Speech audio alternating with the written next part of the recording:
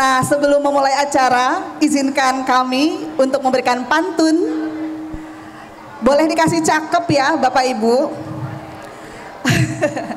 Mamat berenang di rumah Ririn. Cakep. Handuk di tangan bermotif oren. Cakep. Selamat siang para hadirin. Yuk kita saksikan talk show yang keren. Baik, sebelumnya saya mau memperkenalkan terlebih dahulu. Nama saya Cordelia, saya dari manajemen Perempuan Sadar Vagina atau PSV dan juga PSV Remaja Indonesia yang pada siang hari ini diundang oleh Dinas Pemberdayaan Perlindungan Anak dan Pengendalian Penduduk Provinsi DKI Jakarta yang nanti akan mempersembahkan narasumber yang super hebat yang akan berbagi untuk kita semua. Nanti ada Dr. Inge Satyo Arianto, beliau adalah founder Gerakan Perempuan Sadar Vagina. Boleh tepuk tangan untuk Dr. Inge. Dan nanti ada juga Kakak Fauzan Anugrah Arianto dari Ikatan Senat Mahasiswa Kedokteran Wilayah 2. Sebentar lagi akan bergabung beserta kita semua. Kita akan membahas seperti tadi video yang kita saksikan bersama tentang ada apa dengan cinta sehingga menghasilkan anak stunting. Boleh tepuk tangan dulu Kakak Fauzan. Nanti akan kita sama-sama undang ya. Baik Bapak Ibu semua hadirin yang hadir siang hari ini, tagline HUT Jakarta 2023 adalah Jadi Karya untuk Nusantara. Salah satu aplikasinya adalah seperti hari ini, Dr. Inge dan juga nanti Kakak Fauzan akan berbagi untuk kita semuanya tentang stunting dan juga edukasi seksual ya, kesehatan reproduksi. Baik, kita langsung saja akan berbincang-bincang dengan narasumber ahli kita pada siang hari ini. Saya mohon izin untuk duduk di sini ya. Dr. Inge, selamat siang. Cek. Aman, suara saya aman ya kawan-kawan? Aman ya. Baik. Selamat siang Bu Kodel. Senang sekali ya kita dari PSV dan juga PSV Remaja seperti biasa dari Dinas Pemberdayaan Perempuan dan Perlindungan Anak ada Ibu Fer di sini. Boleh, terima kasih. Alhamdulillah ya, kita memang sering bekerja sama ya Dok untuk memberikan edukasi kepada masyarakat.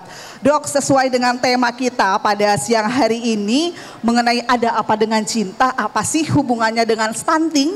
Karena stunting sekarang adalah musuh utama di Indonesia ini ya Dok ya. Bisa dijelaskan Dok pengertian stunting dan mengapa sih terutama anak-anak muda ya, selain kita orang tua juga harus paham apa sih hubungannya stunting dengan kedepannya generasi emas bisa dihasilkan di tahun 2045. Silahkan Dok. Terima kasih Bu Kodel. Banyak sekali kawan-kawan di luar sana begitu ada kosakata stunting, banyak yang kurang paham apa itu stunting. Stunting ini adalah anak yang lahir dengan gejala trias, pokoknya gejalanya harus trias, harus ada tiga ya. Kalau enggak 3 berarti belum stunting. Belum stunting. Apa aja trias itu? Yang pertama, anak ini saya pakai bahasa gampang aja ya Ibu Kodel. Monggo Dok, pokoknya di sini Dokter Inge akan memberikan dengan bahasa yang gampang dimengerti kita semua. Sambil berdiri juga boleh Dok, bebas. Mohon izin Bu Kabit, ini bahasa gampang boleh ya Ibu Kabit? Bukan bahasa pemerintah ya. Aman ya Bu. Monggo Dok. Jadi kalau kita mau bicara anak stunting itu cirinya ada 3 kawan-kawan. Yang pertama pendek, yang kedua gampang sakit. Pendek, gampang sakit, satu lagi kurang cerdas. Nah, 3. Sekarang saya mau mengajak kawan-kawan hari ini Ibu Kabit, memang saya menyebutkan teman-teman yang di sini teman-teman, bukan Bapak Ibu. Agar kita kan muda ya, berjiwa muda ya Ibu Kabit. Makanya saya mengatakan kawan-kawan, karena nanti kita ini sebagai orang dewasa yang menggaiden anak-anak kita. Sebagai kawan anak kita. Saya ingin mengajak kawan-kawan beruji imajinasi, terutama yang perempuan. Bayangkan kalau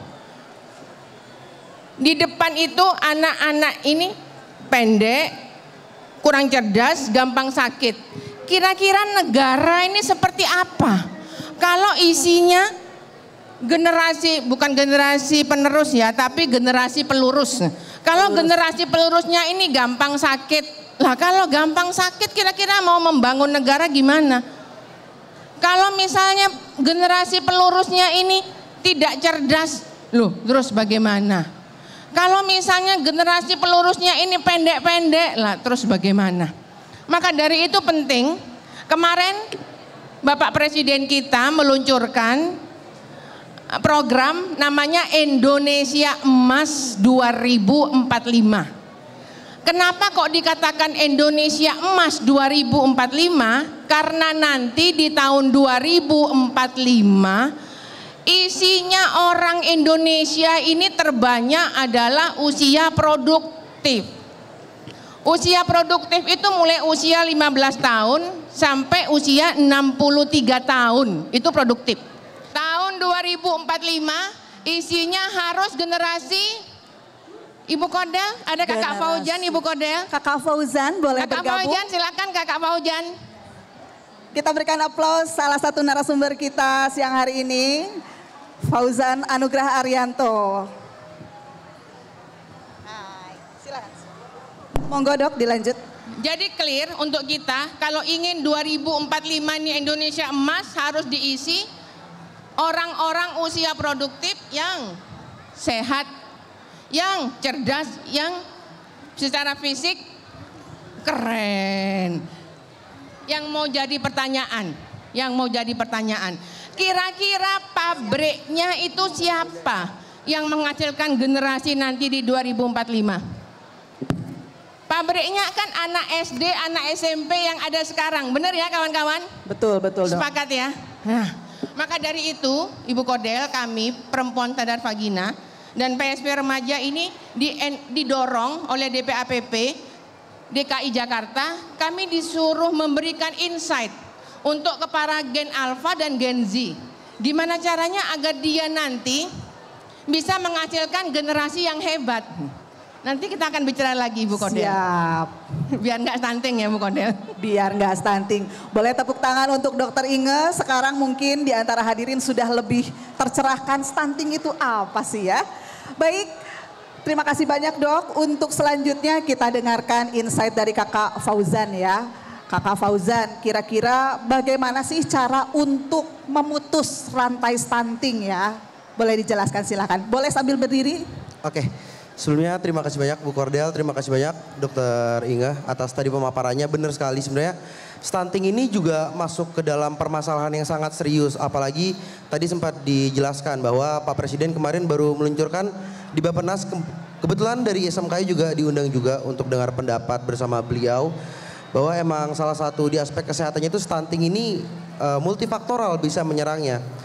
Kalau kita beranggapan bahwa ke depan kita butuh future leader yang critical thinking, yang kreatif, stunting ini bisa berimpact kepada pola pikir juga, bisa kepada afektifnya ataupun kognitifnya.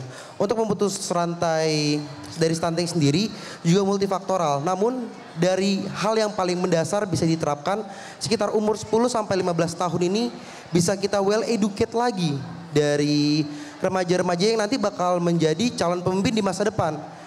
Dari hal yang terpenting, sekarang kalau kita lihat child marriage itu lagi jadi pembahasan kami juga Dok di SMKI, bahwa kemarin itu kami sempat audit buat angka pernikahan dini ini cukup tinggi juga. Dan pernikahan dini ini bisa berimpact multisektoral juga, salah satunya kepada stunting. Dari aspek orang tua yang belum siap, dari faktor ekonominya, dari sosialnya juga. Dan juga dari faktor moral juga, orang tua yang belum dewasa ini belum mampu mendidik anaknya lebih baik ke depannya sehingga nanti bisa menghasilkan generasi-generasi yang stunting. Kalau pertanyaan besarnya bagaimana cara kita memutus rantai stunting? Kita edukasi lagi dari generasi emasnya 10 sampai 15 tahun, kita edukasi agar permasalahannya ini bisa putus. Bahwa seks di luar nikah, pernikahan dini, hubungan yang tidak sesuai, ini harus kita putuskan juga. Di tengah itu juga asupan nutrisi harus sesuai juga, karena stunting itu kalau dalam bahasa Indonesia tangkes ya, itu merupakan kekurangan gizi secara kronik, secara berkepanjangan. Betul kan dokter? Mungkin dokter lebih ahlinya, kalau saya mungkin masih belajar juga. Secara panjang, dan ini harus kita putuskan nutrisi dari orang tuanya. Bagaimana orang tua ini bisa memberikan nutrisi yang sesuai kalau orang tuanya sendiri tidak teredukasi. bahwa oh ini nutrisi yang baik harus 3 sehat 4 sempurna, berapa jumlah lemak harian, berapa jumlah protein harian. Jadi mungkin kalau ditanya satu jawaban apa yang bisa memutus rantai stunting, yaitu edukasi generasi emasnya dok, 10 sampai 15 tahun. Tepuk tangan boleh untuk Kakak Fauzan. Jadi memang untuk memutus rantai stunting ya penting edukasi ya, baik orang tuanya maupun anak-anak yang sekarang masih muda-muda. Betul sekali Bu. Ya, terima kasih Kakak Fauzan. Kita lanjutkan pertanyaan ke Dokter Inga dulu ya dok. Jadi bagaimana sih dok cara menghasilkan generasi bebas stunting? Mungkin ini juga bekal untuk kita semuanya supaya tidak terjadi stunting di masa mendatang. Silakan dok. Kebetulan kami dari Perempuan Sadar Vagina dan DPAPP tahun lalu kita ada meluncing bagaimana syarat agar generasi-generasi yang dihasilkan ini enggak stunting. Ada 5 syarat generasi emas bebas stunting. Kalau teman-teman ingin generasi berikutnya itu enggak stunting, ada 5 syaratnya. Apa aja syaratnya? Yang pertama, pastikan minta sama Tuhan Yang Maha Esa, yang pertama. Yang kedua, bagaimana caranya agar generasi emas ini nanti bebas stunting? Yang kedua, pastikan saat menikah, perempuan di usia 21 tahun, laki-laki di usia 25 tahun. Teman-teman, mulai sekarang, masukkan ke kepala anak-anak kita, kalau mencari pasangan hidup, kalau bisa, cari range usia itu paling tidak 4 tahun minimal.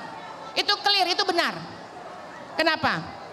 Karena pada laki-laki penelitian meluncing bahwa laki-laki itu lebih lambat dewasa 4 tahun daripada perempuan. Jadi penting saat menikah itu laki-laki paling tidak harus lebih tua minimal 4 tahun daripada perempuan. Jadi penting saat pengen anaknya gak stunting, perempuan usianya 21, laki-laki usianya 25 tahun. Yang ketiga, pastikan sehat. Makanya sebelum menikah harus tes kesehatan dulu. Jangan sampai HIV, jangan sampai ada penyakit menular seksual. Nanti itu akan menyebabkan anak-anak yang dilahirkan walaupun tidak stunting tapi cacat bawaan. Kementerian Kesehatan meluncing, ini ada kawan-kawan dari Dinkes, Kementerian Kesehatan meluncing tahun ini banyak perempuan dengan HIV/AIDS dan sifilis hamil disebabkan karena suami yang gemar jajan di luar. Dan anak yang dilahirkan dari perempuan-perempuan yang sifilis dan HIV banyak menderita penyakit jantung bawaan. Kira-kira kalau anak yang dilahirkan ini menderita penyakit jantung bawaan 2045 negara kita bagaimana ya teman-teman? Kata Bapak di belakang tadi, Indonesia lemas Bu Dokter. Yang keempat, bagaimana caranya agar anak-anak ini nggak stunting? Pastikan perempuan-perempuan yang hebat ini sadar bahwa dia butuh protein. Harus dibiasakan sejak anak ini SD.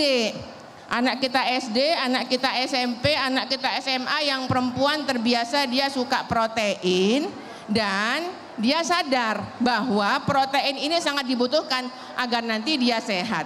Dan dipastikan juga agar nanti ke depannya anak ini mampu untuk memenuhi kebutuhannya, yaitu dengan cara cukup finansialnya.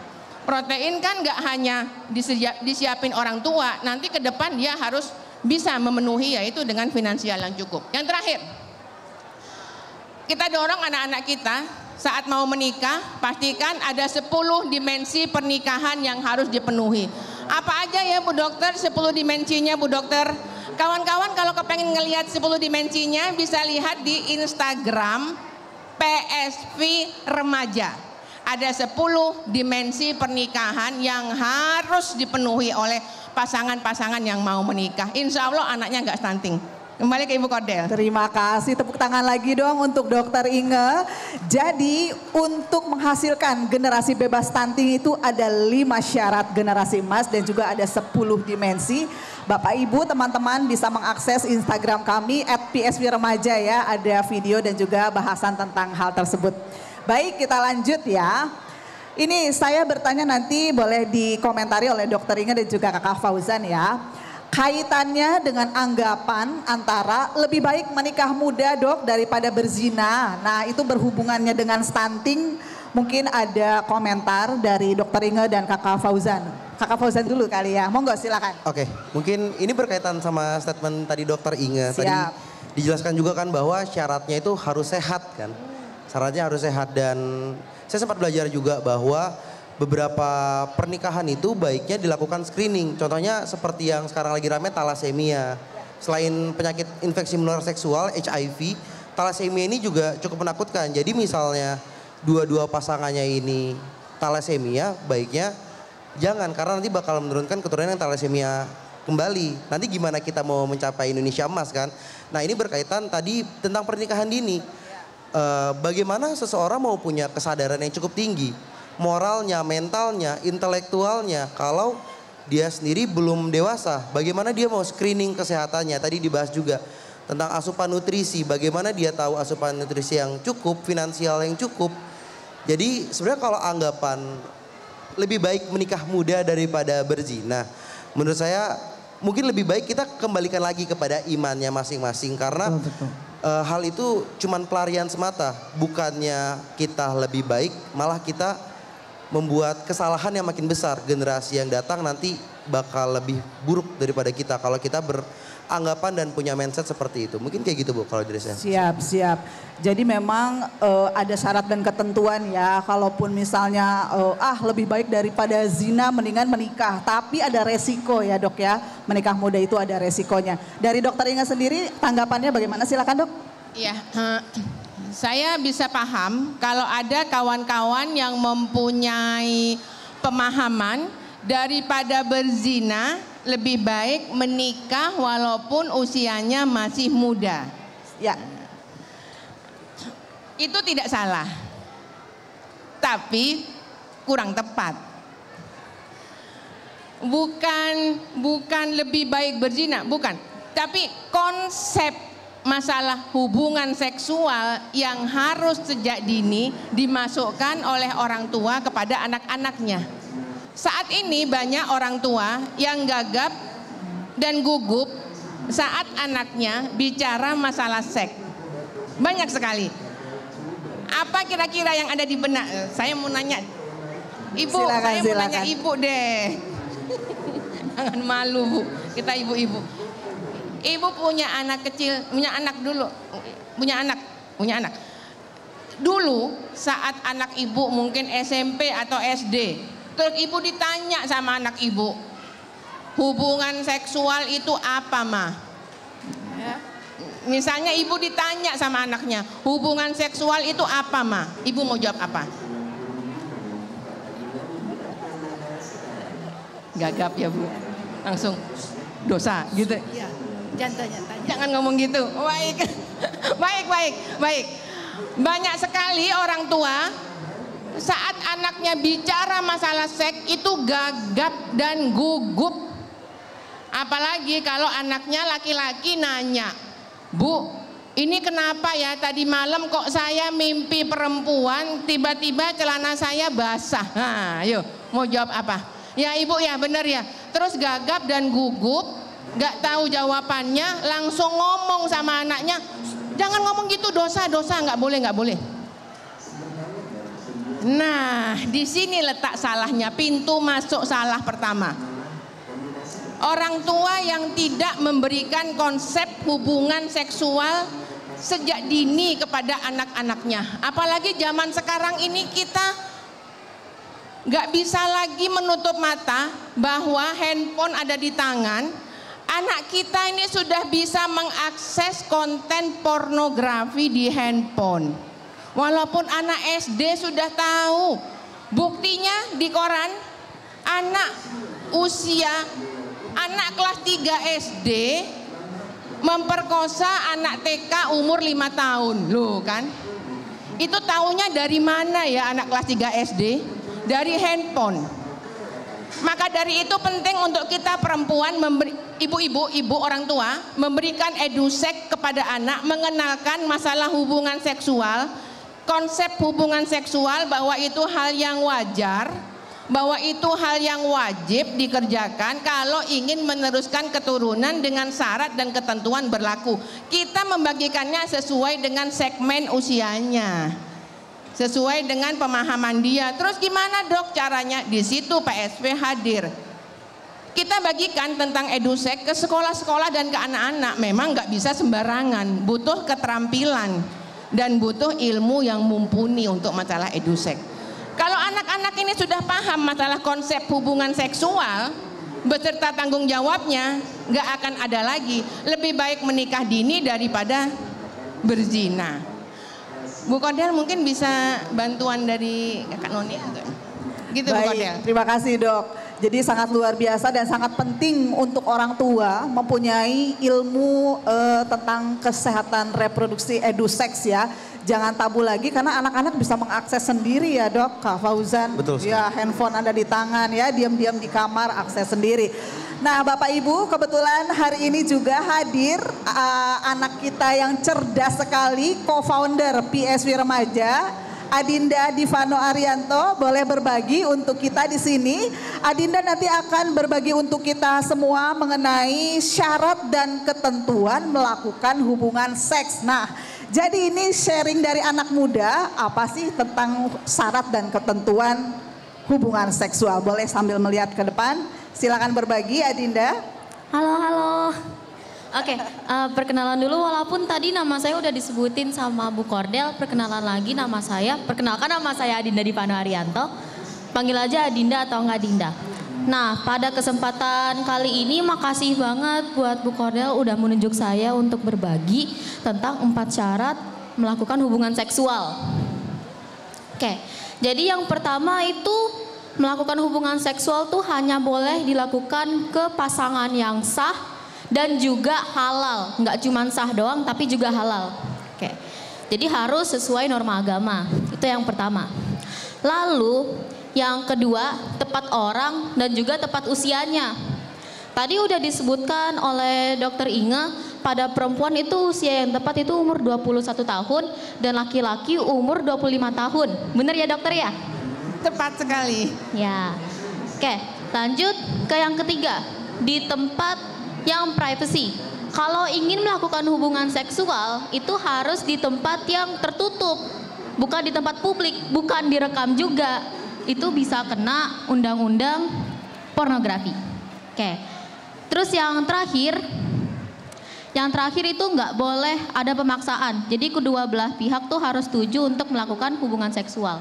Kalau misalnya dilakukan dengan salah satu pihaknya itu merasa terpaksa, itu namanya apa? Ada yang tahu nggak? Itu namanya apa? Pemerkosaan. Pemerkosaan. Ya, itu. Bu Kordel, saya bisa TikTok sama Adinda Boleh sebentar. silakan dok. Tepuk tangan dulu dong untuk Adinda, pengetahuannya luar biasa, anak muda Adinda yang ini sudah concern. Gen Z ya? Usianya berapa Adinda? 13 tahun 13. ya. Jadi konsepnya hubungan seksual itu adalah sesuatu yang memang keniscayaan ya Adinda ya? Iya, itu wajib sebenarnya wajib dilakukan, tapi dengan syarat yang tadi udah saya ucapkan gitu. Kenapa wajib dilakukan? Karena ya itu untuk meneruskan keturunan, ngapain ditanyain lagi, jadi emang wajib. Jadi kita sadar bahwa memang itu wajib dikerjakan kalau kita ingin meneruskan keturunan, begitu Adinda? Benar. Tapi harus 4 itu ya? Kalau salah satu ini nggak 4, salah satu nggak dipenuhi, boleh nggak Adinda? Enggak. Oh nggak boleh. Nggak boleh. Jadi harus 4 ya teman-teman. 4 apa aja yang pertama Adinda? Kita ulang lagi Adinda. Tadi tuh harus sesuai norma agama dengan pasangan yang sah dan halal. Kalau pacaran boleh nggak belum hubungan seksual? Waduh, nggak boleh. Nggak boleh. Yang kedua Adinda? Yang kedua itu tadi apa? Yang Usia, kedua ya? itu usianya tepat, orangnya juga tepat. Harus sudah kerja ya Dinda ya? Iya, harus ada kerja. Benar. Yang ketiga Dinda? Yang ketiga itu tadi apa tadi? Bentar, tunggu dulu. Privacy. Oh iya, harus di tempat yang ada privacy, harus di tempat yang tertutup. Oke, saya mau nambahin satu nih tadi Adinda. Adinda bagus tadi menambahkan bahwa jangan sampai kita melakukan hubungan seksual dilihat orang, karena itu bisa menjerat kita kena undang-undang pornografi. Yang pertama. Yang kedua Adinda, ini penting, insight buat Adinda. Kita ini manusia boleh memperlihatkan tubuh kita hanya kepada kita sendiri atau kepada pasangan yang sah dan halal, dan kepada dokter kalau ada indikasi misalnya sakit minta diobati. Gitu ya Dinda. Jadi selain Benar, 3 ini no way. Yang terakhir Dinda? Yang terakhir itu nggak boleh ada yang terpaksa. Jadi kedua belah pihak tuh nggak boleh ada yang ngerasa terpaksa. Nggak boleh. Makasih ya Dinda. Luar biasa. Boleh tepuk tangan untuk Terima kasih, Adinda kita. Terima kasih sayang. Aduh luar biasa ya. Jadi untuk para orang tua jangan lagi ragu ya untuk memberikan informasi kepada anak-anak kita mengenai hubungan seks gitu ya. Iya. Tadi Adinda sudah memberikan sharingnya bahwa ada 4 syarat ya. Kita bisa melakukan hubungan seks ya. Yang pertama adalah norma-norma agama dengan pasangan sah dan halal, artinya harus menikah dulu, ya kan Dok? Yang kedua usianya tepat ya. Kemudian yang ketiga juga privacy dan juga tidak ada pemaksaan.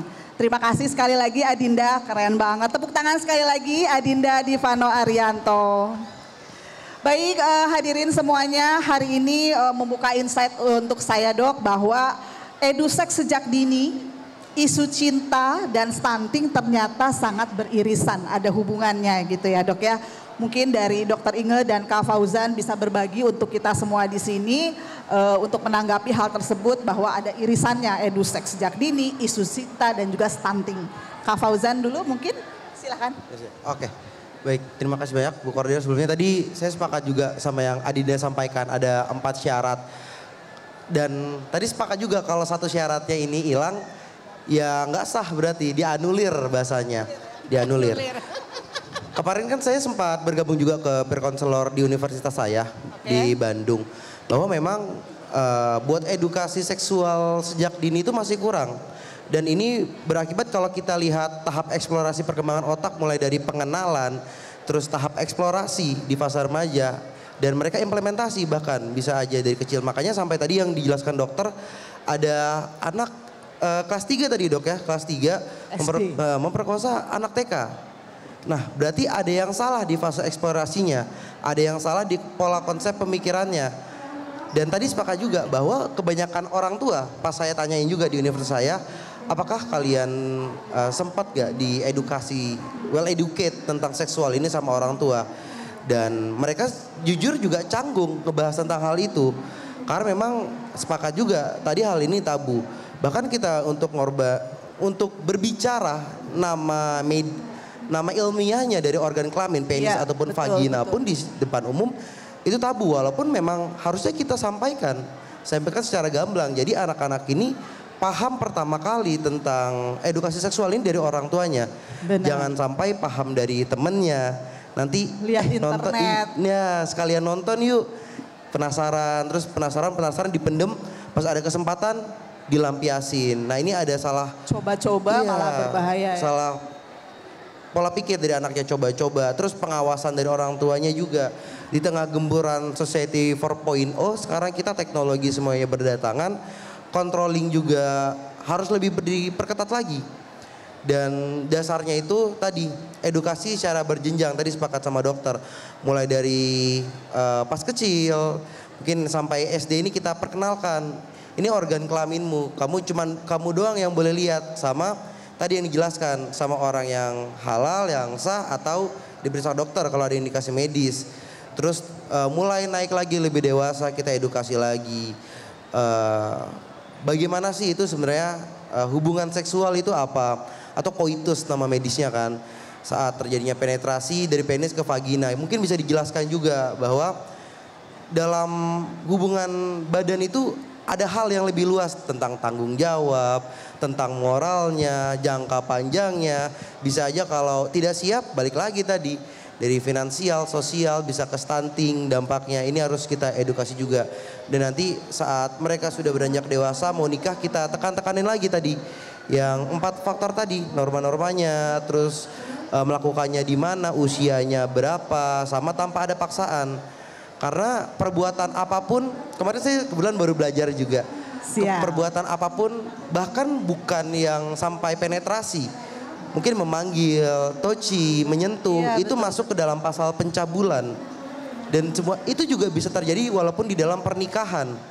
Jadi di dalam pernikahan pun juga harus dengan informed consent, dengan persetujuan. Makanya tadi sepakat dengan dokter dan Adinda juga pendapatnya. Mungkin kalau dari saya itu sih. Terima kasih Kak Fauzan, penting banget ya Dok. pada sore hari ini sekali lagi terima kasih kepada DPP APP DKI Jakarta. Boleh tepuk tangan karena kami diberikan kesempatan untuk membagikan hal yang penting ini ya untuk semuanya. Kalau dari Dokter Inge ada tambahan dok untuk masalah yang tadi ada irisan ternyata dengan si stunting ini ya. Kalau dari kami perempuan sadar vagina sangat sepakat dengan apa yang disampaikan oleh Kakak Fauzan dari Ikatan Senat Mahasiswa Kedokteran Indonesia bahwa kita sebagai orang tua harus memberikan guidance kepada anak kita. Kita sama Allah, sama Tuhan memang diberikan cinta. Tapi bagaimana cara mengelola cinta itu? Nah, itu orang tua harus hadir. Misal kita punya anak nih, usianya SMP, suka sama kakak kelasnya.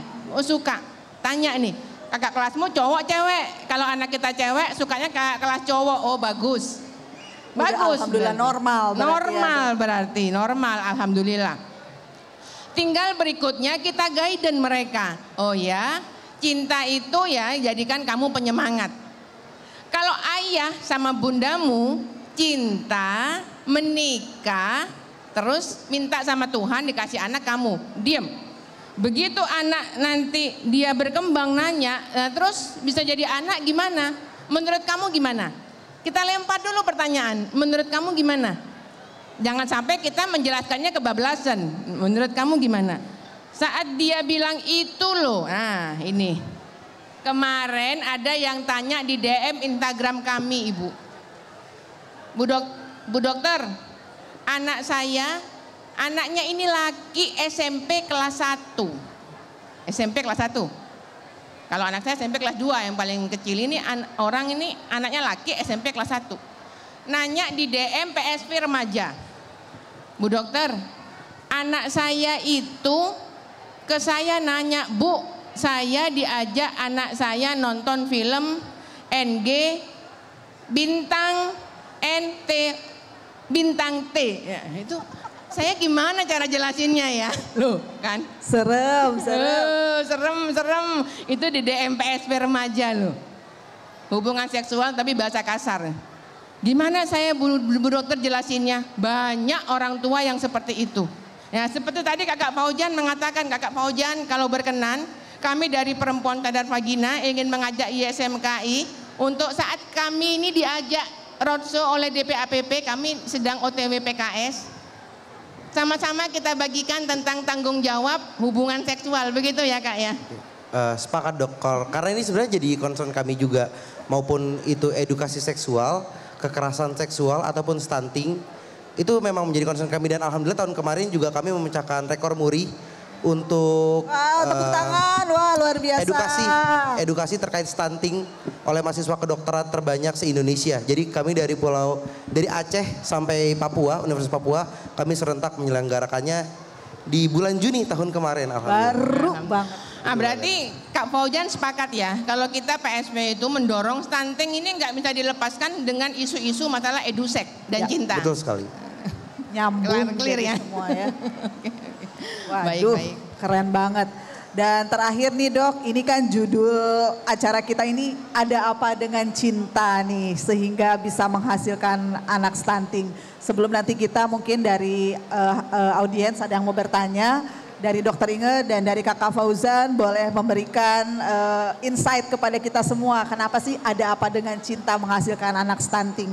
Memperkaya lagi pengetahuan para orang tua dan juga anak-anak muda kita di sini. Kakak Fauzan dulu, boleh? Berarti terkait kenapa hubungan cinta ini bisa melahirkan anak stunting ya Bu ya? Oke, baik. Sebenarnya kalau ditarik alurnya lagi, tadi sempat kita bahas di awal bahwa stunting ini kan dia krisis energi, kolaps energi, kekurangan energi secara berkelanjutan jangka panjang, lebih dari 3 bulan. Jadi bukan cuman ini anak sehari nggak makan, oh dia stunting, enggak. Tiga bulan lebih. Nah dari aspek itu kan kita harusnya tahu ya, bahwa tadi sempat dijelasin juga pernikahan dini, hubungan cinta yang tidak sesuai, hubungan cinta yang tidak pas. Cinta satu malam gitu cinta ya. Cinta satu malam misalnya menghasilkan anak. Nah ini bisa berdampak juga kan dari finansialnya, apalagi dihadapi dengan krisis juga, kita kesehatan juga belum tahu juga. Ini anaknya nanti mungkin resesif apa, punya penyakit bawaan apa dari orang tua. Makanya ini multifaktoral. Ataupun kalau kita lihat edukasi dari orang tuanya, kayak orang tuanya ngerokok. Kayak sebungkus rokok kan harganya sekitar paling 25.000 sampai 30.000. Kalau kita konversikan paling kita bisa dapat 1 kotak telur. Betul. Nah, hal ini sebenarnya yang masih banyak salah di orang. Orang ini kadang punya anak tapi nggak punya tanggung jawabnya. Punya anak tapi nggak punya pola pikir buat membentuknya. Kurang dewasa, tidak sesuai umurnya, tidak sesuai dari perilakunya juga. Maka dari itu ini bisa menghasilkan. Makanya kalau ditanya stunting ini multifaktoral Bu penyebabnya.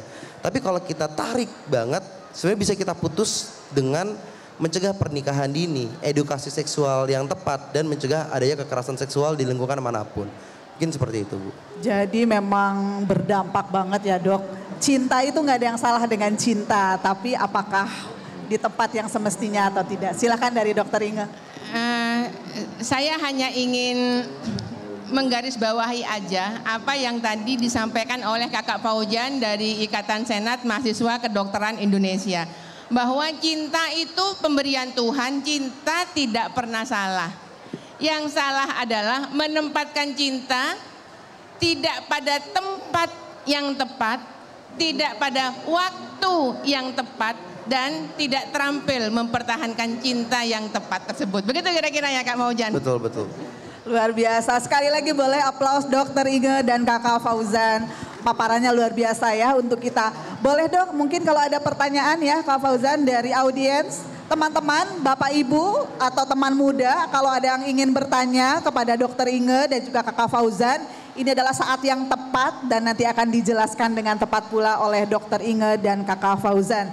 Silahkan, ada yang mau bertanya, kenapa sih kita penting banget memberikan edukasi seksual kepada anak-anak kita sejak dini dan juga hal yang tadi sudah dijelaskan oleh Dokter Inge.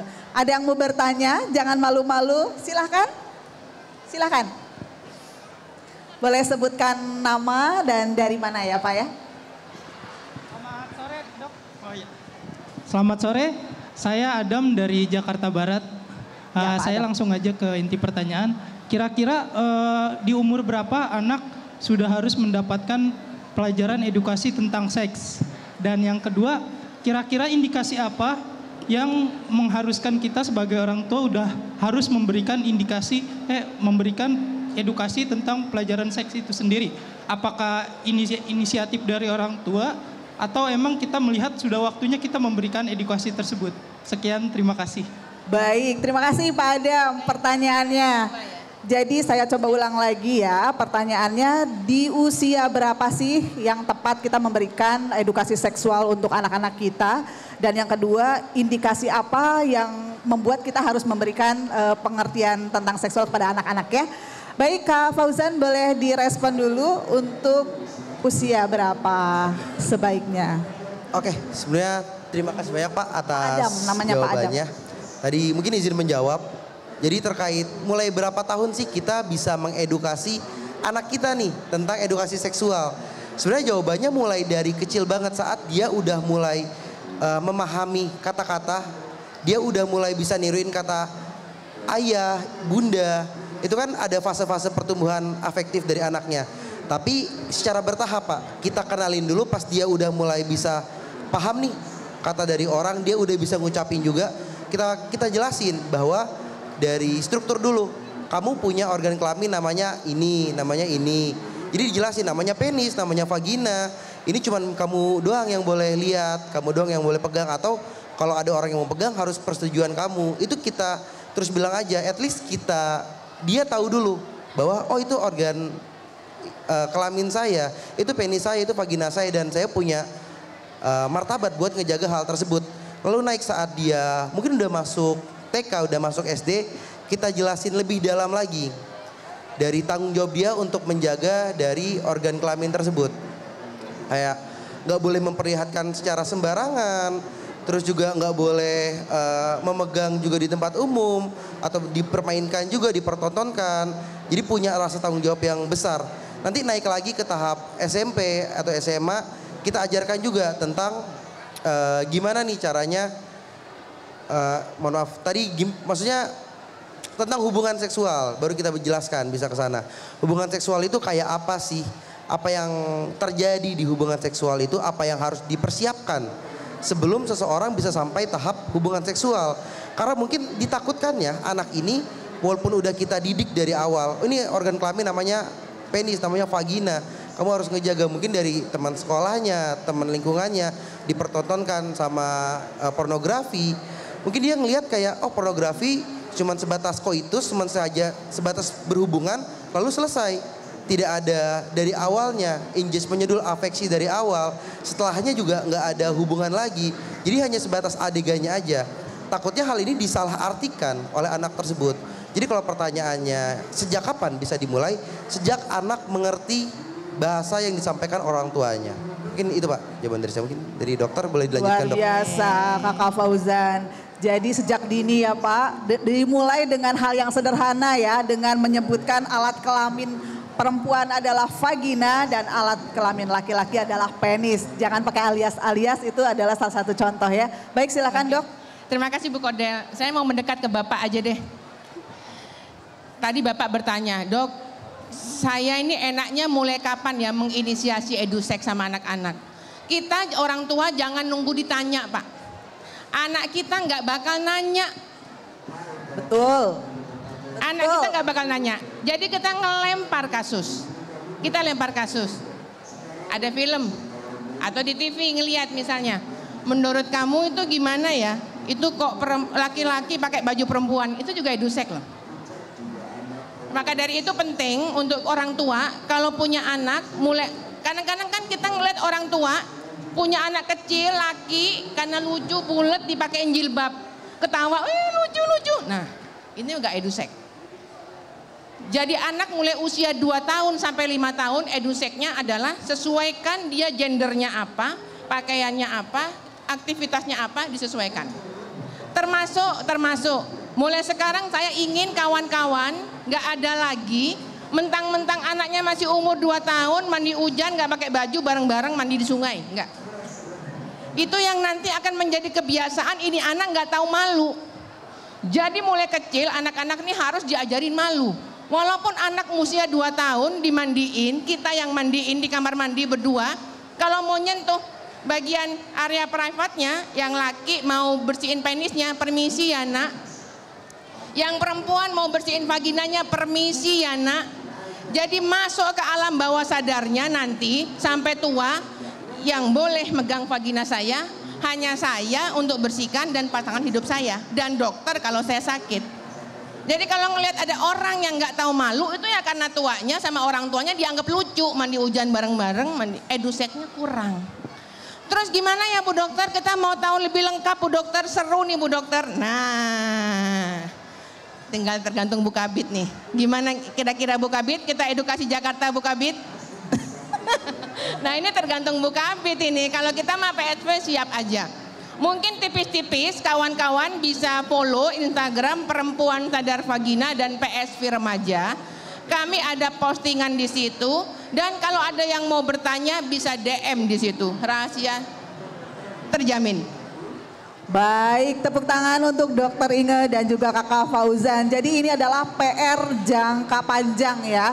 Memberikan edukasi seksual untuk anak kita adalah bukan pekerjaan instan, tapi dari kecil, dari sejak dini sampai nanti sesuai kata Kakak Fauzan tadi berjenjang sesuai dengan usianya ya.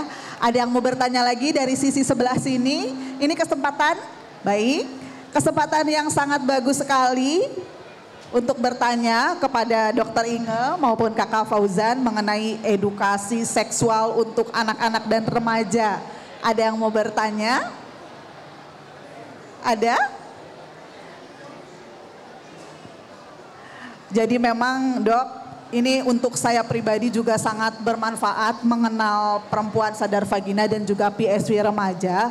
Karena saya juga kebetulan punya anak-anak remaja, itu bisa menjadi sumber yang terpercaya ya. Karena kita tahu anak-anak kita cerdas-cerdas, mereka bisa mengakses sedemikian mudah. Kita dulu mungkin kalau melepas anak kita di mall nggak berani, takut nyasar, takut ada yang nyulik. Tapi kita tidak khawatir anak kita dengan gadgetnya, dia bisa melanglang buana di hutan belantara internet yang banyak sekali informasi-informasi yang belum tentu bermanfaat dan malah berbahaya ya dok ya. Jadi sekali lagi apresiasi untuk DPP APP DKI Jakarta memberikan ruang untuk kami di sini berbagi. Sekali lagi jika ada yang mau bertanya kepada Dr. Inge dan juga Kakak Fauzan, masih ada waktu Mbak, masih 5 menit lagi sekarang. Mungkin ini Bu Kodel kadang-kadang ini yang kenapa penting untuk kita orang tua menggaiden anak kita tentang bagaimana caranya kita mengelola cinta. Ya. Karena kalau kita nggak gaiden anak kita mengelola cinta, misal kita ini setiap hari otak manusia itu kalau masalah cinta memang cenderung cepat bosen. Kalau clear karena cinta aja. Kita cinta sesuatu itu nggak lama teman-teman, sebulan bosen. Kayak kita cinta baju kita. Pertama kali kita seneng, berikutnya kita bosen. Begitu pula dengan cinta kepada lawan jenis. Anak-anak SMP, SMA kalau nggak kita guide, begitu dia cinta sama pacarnya, pacaran, ciuman, melakukan hubungan seksual. Nanti berikutnya begitu lagi. Berikutnya begitu lagi. Setelah menikah nanti begitu lagi. Peselingkuh hadir karena edusek yang nggak lengkap. Untuk itulah PSV hadir. Gimana ya Bu Dokter caranya ya Bu Dokter kita guide anak-anak kita saat dia jatuh cinta biar gak diakhiri dengan hubungan seksual. Mengakhiri dengan hubungan seksualnya kelak saat sudah tepat waktu dan usianya. Insya Allah ini gak akan menjadi peselingkuh. Gimana Bu Dokter caranya? Untuk itulah kami hadir. Ini satu SKS sendiri kawan-kawan.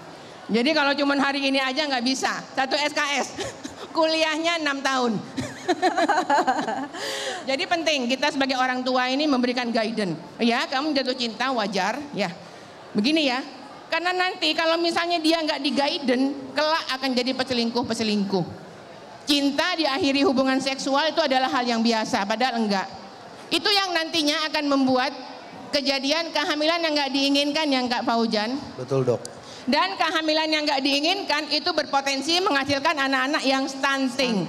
Kalau anak stunting menjadi beban untuk negara kita. Jadi bukan Indonesia emas ya, Indonesia lemas gitu. Indonesia lemas. Indonesia lemas. Waduh gawat nih. Baik juga, Bapak Bu. Ibu dari Kakak Fauzan silahkan menambahkan. Mungkin juga terkait edukasi seksual ini ya tentang percintaan, terus juga eduseks, stunting juga mungkin belum banyak yang peka atau hal ini tabu. Makanya kalau kita lihat kan mungkin udah ada juga kan satuan gagasan TPKS tindak pidana kekerasan seksual, tapi kayaknya saya belum pernah dengar satuan gagasan edukasi seksual nih. Mungkin perlu dibersamai juga nih dok gerakan-gerakan kayak gini biar lebih dimasifkan agar selaras dengan Indonesia Emas. Mungkin ini nggak bisa beres di 1 tahun 2 tahun ke depan, berjenjang karena kita nggak bisa ngedoktrin orang nih secara cepat kan dok ya. Jadi mungkin lebih dimasifkan lagi sih, tapi yaitu hal ini cukup tabu sebenarnya dok, tapi bukan hal yang buruk untuk disampaikan, malah ini untuk kemaslahatan bersama. Ini kita semua harus peduli di sini, mulai dari yang remaja, mulai dari yang dewasa ataupun yang usia siap nikahnya juga. Jadi iya harus teredukasi semuanya dan harus sadar untuk menciptakan ya tadi balik lagi dok Indonesia Sehat 2045 yang bebas stunting. Jadi semua aman, semua sehat. Jadi penting ya Kakak Fauzan, pemerintah itu hadir membersamai anak-anak yang ada di Indonesia ya. Betul. Setuju. Penting. Coba Kakak Fauzan disapa dulu Ibu Kabid. Selamat sore Ibu Kabid. Nah itu harus hadir Ibu Kabid ini. Baik, aduh luar biasa ya. Ternyata kita harus membuka mata ya bahwa ini sudah darurat nih. Anak-anak kita sudah mengakses dan sudah banyak kejadian kekerasan seksual, pemerkosaan dan lain-lain yang diakibatkan kurangnya literasi seksual di dalam keluarga kita Bu sendiri. Kodel, satu lagi teman-teman yang penting, satu lagi di daerah-daerah, di kampung-kampung. Sekarang lagi marak tindak pidana penjualan orang, perdagangan orang. Itu karena masih banyak di kepala orang cepet kaya, cepet hidup enak, kerjaannya gampang. Oh ada yang mau nanya, satu Bu Kodel terakhir. Silakan masih ada waktu. Perkenalkan nama saya Damayanti Sinaga. Ya, Ibu Saya Damayanti. baru nyampe Bu dan baru dengar ya memang benar bahwa Indonesia lagi stunting, lagi tinggi termasuk di kota juga dan di desa. Tidak hanya dipengaruhi oleh makanan tapi tentang cinta yang pertama. Nah, memang cinta ini sangat penting ya dikenalkan karena anak SD juga sudah kenal yang namanya cinta. Betul. Pertanyaan saya, kenapa tidak ada pendidikan seks itu di sekolah? Harusnya ada mata pelajaran itu. Kalau itu sangat penting. Karena dari tadi Ibu ceritakan bahwa itu sangat penting untuk kemajuan, untuk generasi bangsa kita. Tapi aku tadi berpikir, kenapa segitu pentingnya bahasa Inggris ada, tapi bahasa pendidikan seks nggak ada di kurikulum. Terima kasih. Wah, luar biasa. Tepuk tangan dulu untuk Ibu yang bertanya langsung direspon oleh Dokter Inge ya. Saya mau tos Ibu dulu, keren Tos ini. dulu, tos pinter dulu. ini. Harusnya ada ya. Tadi pertanyaan, kenapa di sekolah kok nggak ada edukasi seksual seperti tadi yang Ibu Inge katakan? Kenapa? Karena satu, masih banyak guru dan orang tua yang menganggap ngomongin seks itu adalah tabu. Bener ya Ibu? Nggak kayak budaya Indonesia banget. Ngomongin seks dibilang tabu, nonton film, konten ketelanjangan nggak tabu. Berzina nggak tabu, tapi ngomongin seks, belajar seks dibilang tabu. Nah, yang pertama. Yang kedua, kurangnya literasi edukasi seksual. Mungkin Ibu, banyak orang tua atau guru-guru memang literasi kemampuannya dia, untuk keterampilan dia, untuk bagaimana caranya menjelaskan masalah hubungan seksual kepada anak didik, kepada anaknya sesuai dengan usianya itu masih kurang Ibu. Gimana Ibu? Gimana Bu? Iya. Nah, guru BP itu memang keterampilannya masih kurang Ibu. Ya maksudnya Ibu kan selaku aktivis dari cinta, ya baiknya usut kasih masukan kepada Bapak Menteri Pendidikan. Oke, siap. Gitu harus begitu Bu, karena siap. kita dalam pemerintahan ini kalau kita ini, tidak langsung ke pemerintahan, pemerintah nggak dapat yang Ibu, yang mengambil kebijakan itu akan diawang-awang gitu loh Bu. Ini Baik, hanya Ibu. sekedar wacana aja, wacana konsep aja gitu. Harus sampai yang aku lihat ya di Indonesia ini hanya banyak aktivis saja, tapi untuk bisa sampai masuk gitu Bu ya, sampai masif gitu ya. Dan jangan hanya di perkotaan, orang desa juga harus, karena ini sangat-sangat cinta ini sangat-sangat kayak sekarang lah yang di pondok pesantren aja sampai bisa Banyak kejadian. pelecehan seksual. ya. Iya. Jadi itu harus benar-benar dikawal Bu. Kalau memang Ibu fokusnya ke aktivis untuk cinta ini, harusnya sampai situ Bu. Jadi nggak ada alasan seorang guru itu, oh dia nggak ada itunya, nggak ada ilmunya ke situ, enggak. Kalau bisa ada ya, sekolah Bu, ya. itu rekrutlah guru yang benar-benar untuk jurusan konseling gitu. Luar Bu. biasa. Siap. Kodel, langsung Kalau itu Bu ya, Kodel. kalau itu Ibu Siap. pikir penting gitu loh. Ibu, Jadi jangan hanya kasih jangan yang ngomong doang begini. gini Bu ya. Baik Ibu. Bu, kami ini yayasan, kami ini di luar instansi pemerintah. Kebetulan alhamdulillah hari ini ada pemerintah Ibu hari ini. Nah, ini dia. Beliau. Ini Ibu Kabid dari Dinas Pemberdayaan Perempuan. Jadi Ibu Kabid, dari rakyat ini minta Bu Kabid, bagaimana caranya guru-guru ini direkrut terus diajarin sama PSP biar terampil masalah edusek, begitu ya kira-kira Ibu ya? Ibu kepengennya gitu? Oh ini Bu, kepengennya Ibu ini pemerintah. Ya, terima kasih sebelumnya pertanyaannya yang luar biasa dan masukannya untuk kami semuanya. Nah, memang kami Dinas PPAPP ini yang awalinnya bahwa generasi remaja itu adalah generasi yang memang harus kita dampingi.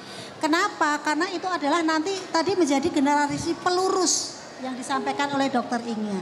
Dan salah satu programnya di Dinas PPAPP itu adalah ada yang namanya genre. program penyiapan kehidupan berkeluarga bagi remaja. Kita ada yang namanya PIK Remaja, Pusat Informasi dan Konseling Remaja, ada yang di jalur sekolah dan ada yang jalur masyarakat. Mungkin juga kita akui bahwa program ini memang belum semuanya memasyarakat.